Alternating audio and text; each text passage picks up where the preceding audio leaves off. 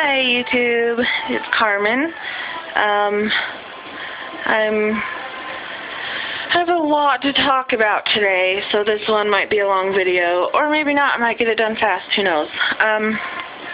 First off, I want to start by saying, doing an update on my son, Xander. He's got congenital heart defects. He's had a whole bunch of open heart surgeries and other surgeries to help with his heart, and his oxygen levels have been dropping, so we had to take him into his cardiologist. And sorry, I'm trying to hold this right. We talked a bit, and he says it sounds like Xander has sleep apnea, kind of a bad case of sleep apnea, because he'll stop breathing in the middle of the night, and he'll stop breathing for a couple seconds, or you kind of have to nudge him to get him to get breathing again, and that becomes an issue because he doesn't sleep with us all the time, and he snores really loud. So he says that the pressures inside Xander's lungs are high, which this is the issue it causes. In a normal heart, our blood is pumped into our lungs to get oxygen and then carried out to the rest of the body. So there's a force behind it pushing it into the lungs.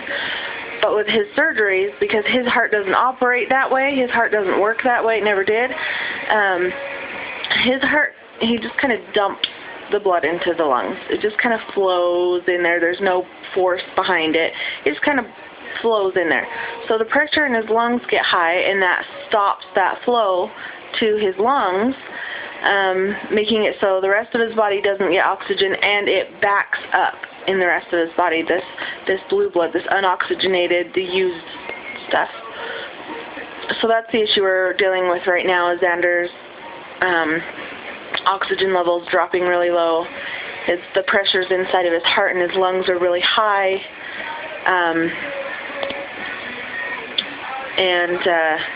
so we have to get this figured out. We have to fix it.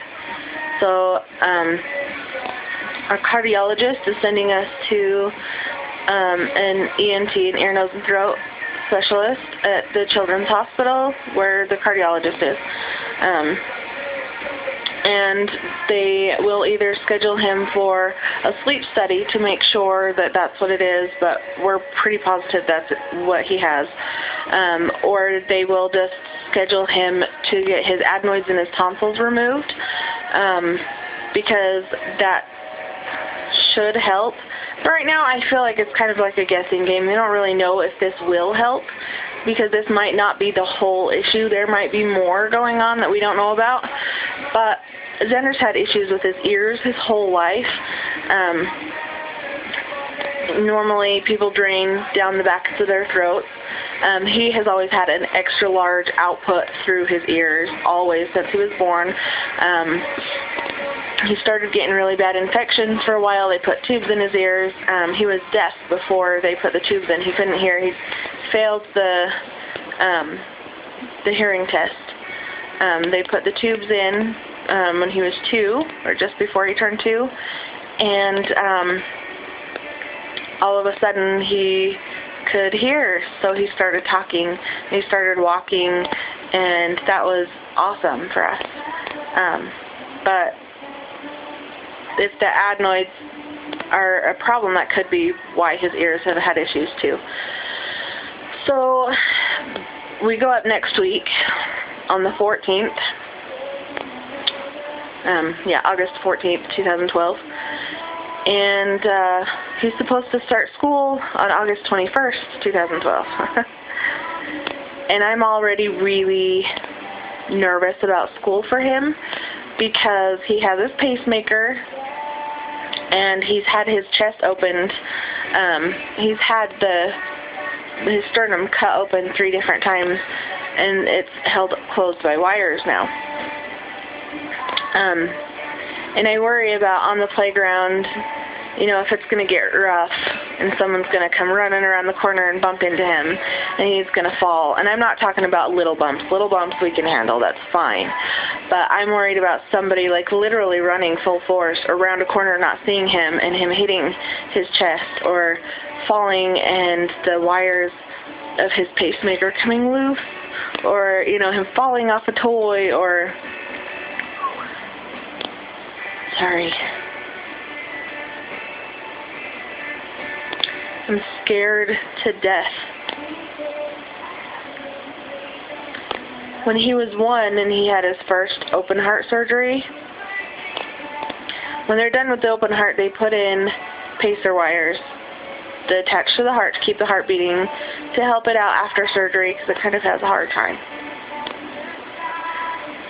And I stayed with him in the hospital in the CICU, and I was there almost every second. I didn't sleep, I didn't eat, unless I absolutely had to, and I was there with him. And I watched them 3 different times. I was holding his hand while they tried to turn off the pacer, and I watched my son die.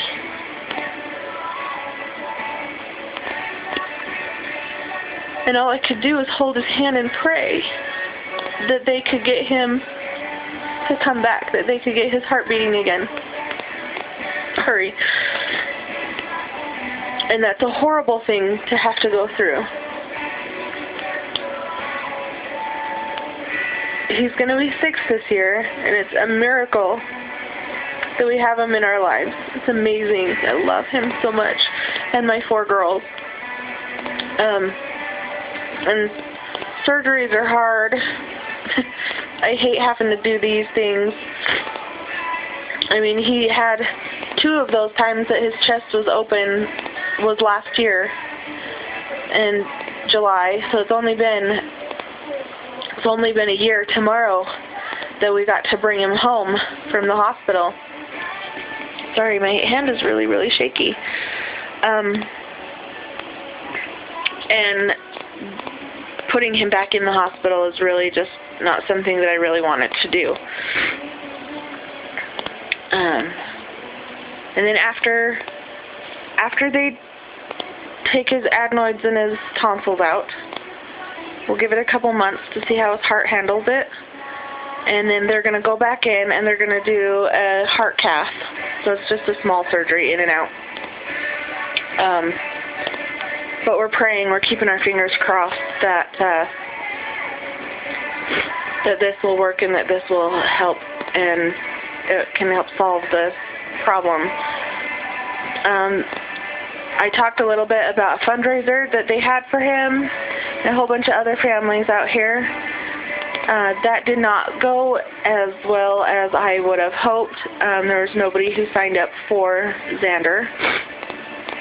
And so we won't be getting anything from that fundraiser, but the kids did have a fun time there.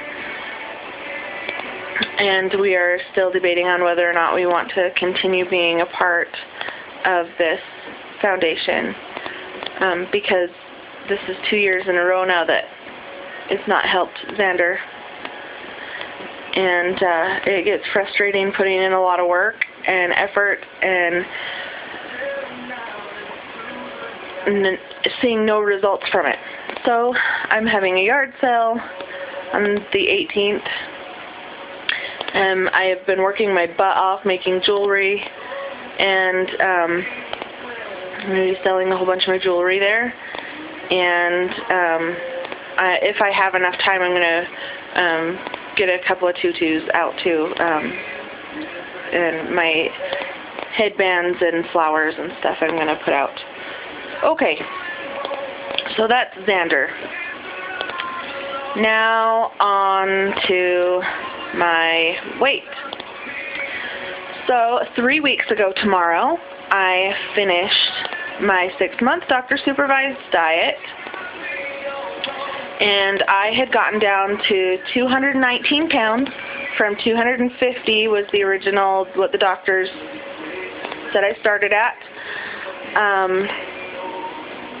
So that wasn't a bad weight loss. That was pretty good. I was on the phentermine for 5 of those 6 months, and well, except for a couple weeks in there where I said I went off of it and then I started it back up again so that I could have a weight loss at the end. Let's see. So it's been 3 weeks since that, and I went off of the phentermine. That day I stopped taking it, and I have gained 6 pounds. So I have some leftover phentermine, and because I have a doctor visit again next Friday, because I'm not going to stop going just because it's, because the 6 months for my insurance is over. I'm going to continue this because I don't have a date scheduled yet. Speaking of,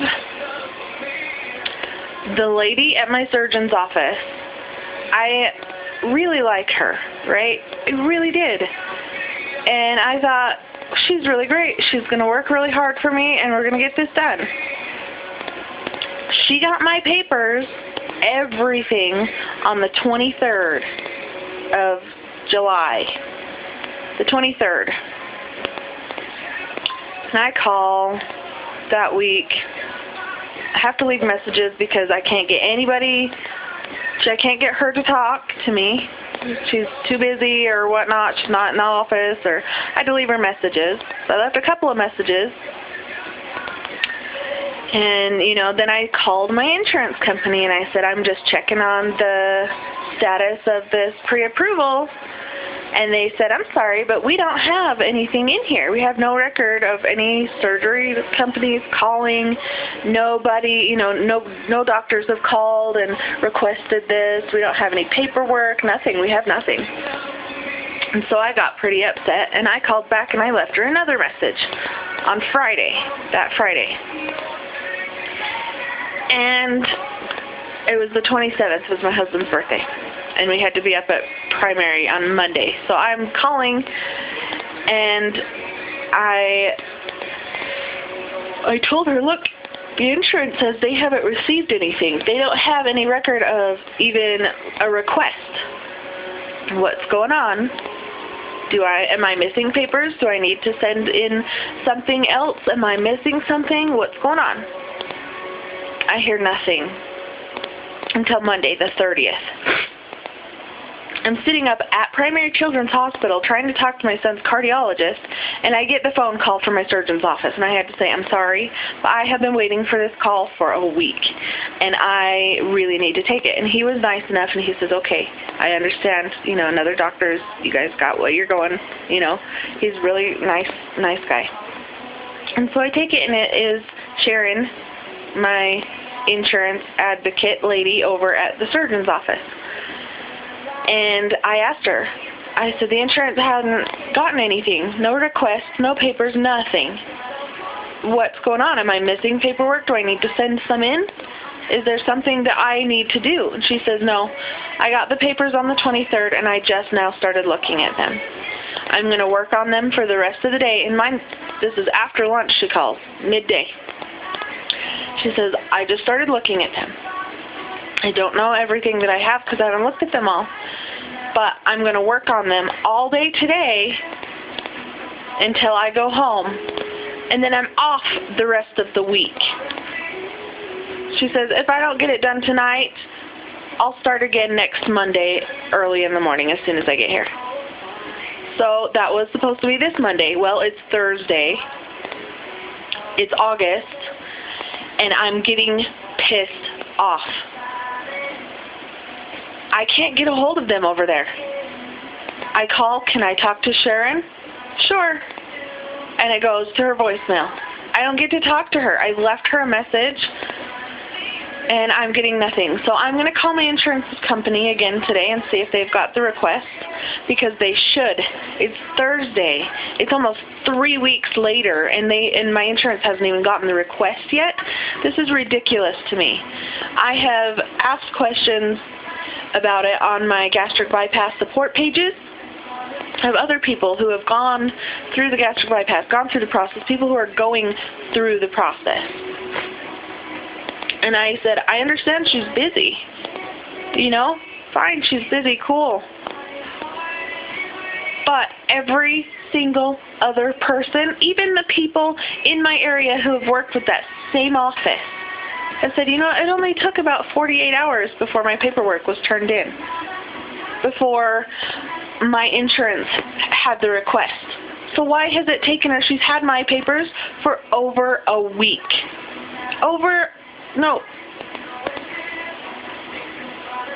Yeah. She's had my papers for almost 2 weeks. What is taking her so long? I feel like this is never going to happen. I'm so frustrated, and I'm losing my head because I can't stay on the phentermine forever. And off of it, I'm gaining weight. It doesn't matter what I do. I can starve myself and not eat, and I gain weight. I can eat, and I gain weight. I can eat super healthy and gain weight without the phentermine. I'm frustrated, and I'm upset, and there's so much going on right now. Between Xander and his upcoming surgery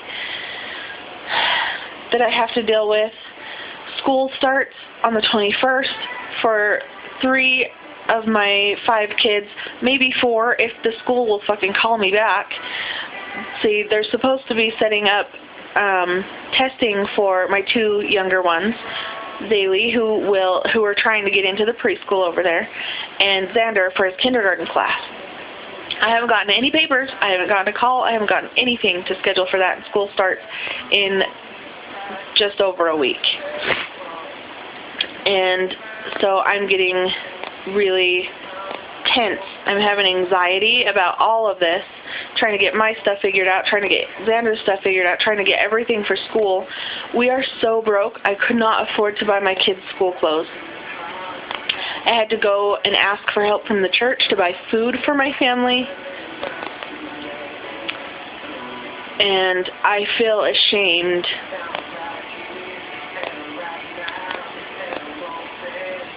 And I don't know how to handle all of this. I'm not eating my emotions. I'm feeling them, which is new. Over the past, 6 months, I had to learn to feel my emotions. I don't like crying. I don't like getting upset. I don't like these emotions going through me, but it's better than eating them, I guess, huh? Good things. Let's talk about good things. Crystal Light.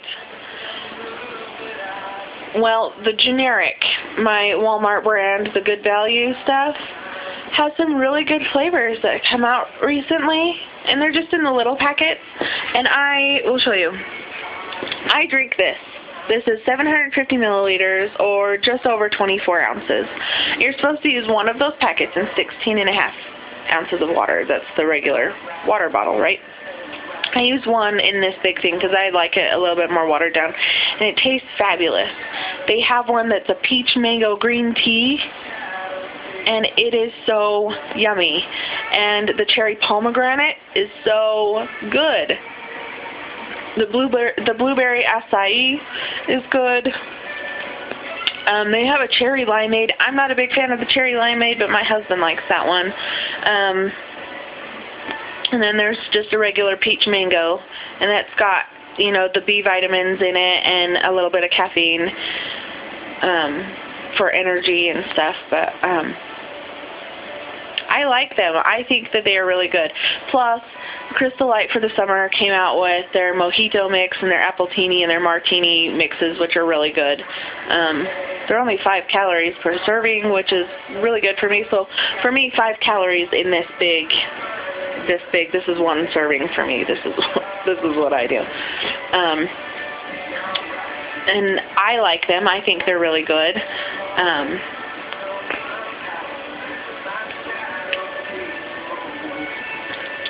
What else? My teeth are still abscessed. 1 on this side, 3 on this side. There's still roots exposed, and I can't afford to fix it, so they're just going to have to stay that way. You can see I'm more swollen than usual.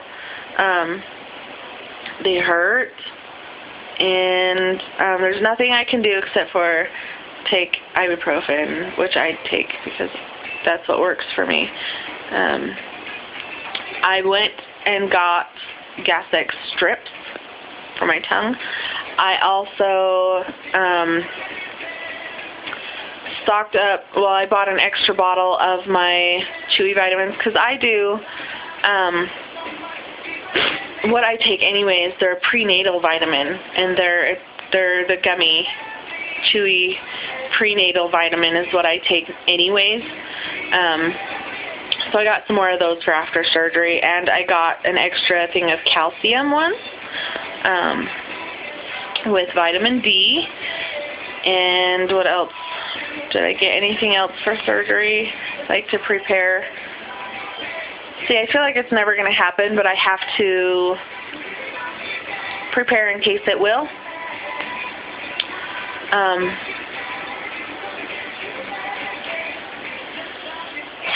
What else? I think that's it. I'm sorry about the rant, but I had to get it out. This is my outlet now. This is how I handle things. Instead of eating my emotions, I'm going to talk it out to a community who may or may not answer, people who may or may not know what I'm going through. And if nothing else, if you're watching this and you're going through the process and you feel alone in your struggle and you feel like nobody understands how hard it is, and that things don't always go smoothly, and you feel like it's just you struggling, you're not alone. We all go through different struggles. Some of us have more struggles, some of us have less struggles. I, by no means, have it the worst. I can still get up and move. I'm still 225 pounds. You know, I definitely don't have it the worst.